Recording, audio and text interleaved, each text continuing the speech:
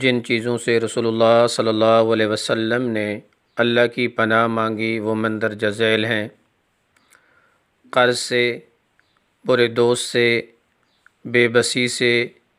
جہنم کے عذاب سے، قبر کے عذاب سے، برے خاتمے سے، بزدلی سے،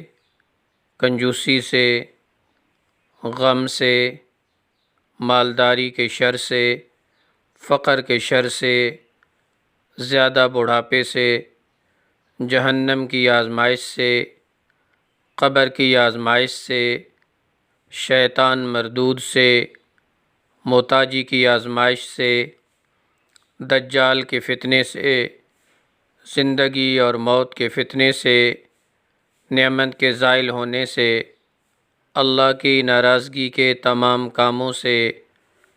عافیت کے پلٹ جانے سے، ظلم کرنے اور ظلم ہونے پر ذلت سے، اس علم سے جو فائدہ نہ دے،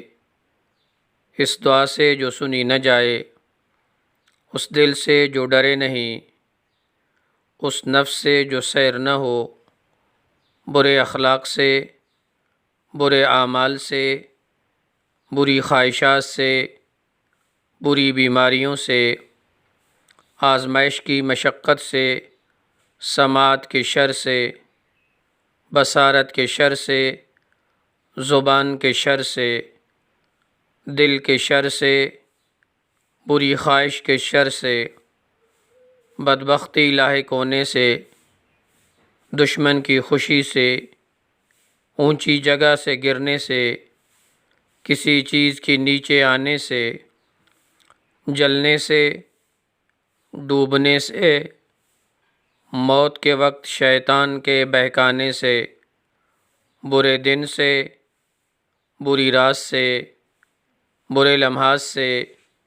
دشمن کے غلبہ سے، ہر اس قول و عمل سے جو جہنم سے قریب کرے، کفر سے، نفاق سے، شہرت سے، ریاکاری سے۔ محمد صلی اللہ علیہ وسلم اللہ کے نبی اور رسول ہیں۔ محمد صلی اللہ علیہ وسلم کو اللہ نے معصوم پیدا فرمایا۔ نہ رسول اللہ صلی اللہ علیہ وسلم کو شیطان بہکا سکتا تھا اور نہ ہی دنیا کی کسی چیز کا خوف۔ رسول اللہ صلی اللہ علیہ وسلم نے امت کی تعلیم کے لیے یہ دعائیں مانگ کر امت کو سکھایا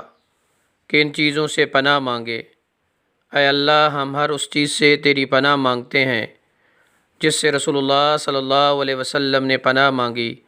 آمین ثم آمین۔